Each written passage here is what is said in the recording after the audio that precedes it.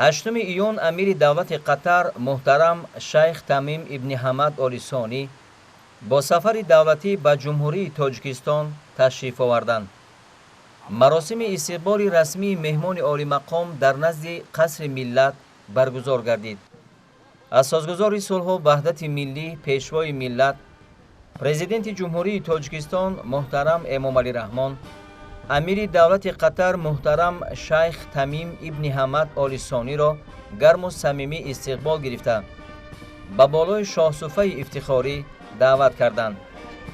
маросими истиқбол бо гузориши командири қаровули фахрӣ, садо додани сурудҳои миллии ду кишвар, гузаштани сарони давлатҳо аз назди сафи қаровули фахрӣ, арзи эҳтироми меҳмони олимақом ба парчами давлатии Тоҷикистон, шиносоӣ бо ҳайатҳои расмии ду ҷониб ҷараён гирифта, бо қадамзании мутантан гузаштани ҷузъу томҳои қаровули фахрӣ аз назди сарони ду давлат анҷом ёфт. ҳамчунин тибқи муқаррароти расмии маросими истиқболи сафарҳои давлатӣ ба ифтихори ташрифи амири давлати қатар аз тӯбхонаҳо 21 маротиба шиллик паронда шуд. барои истиқбол аз байн омода бош!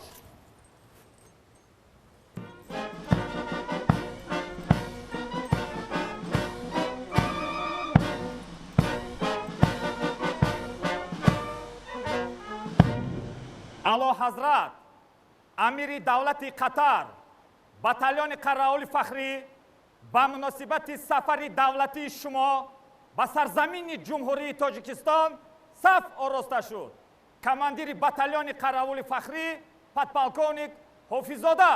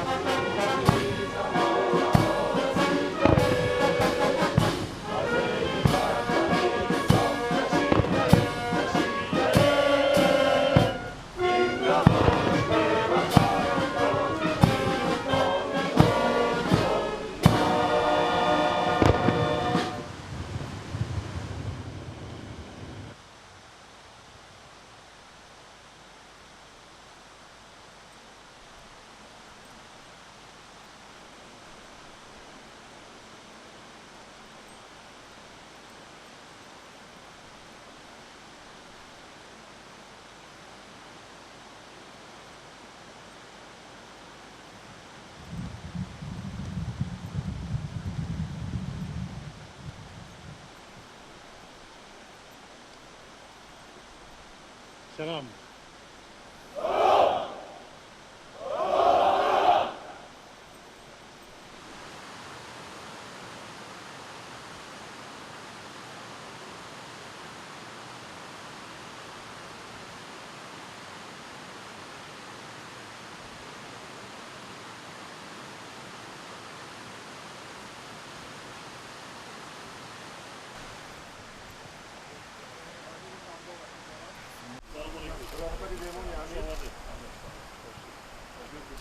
وزیر سودا و تجارت، وزیر فرهنگ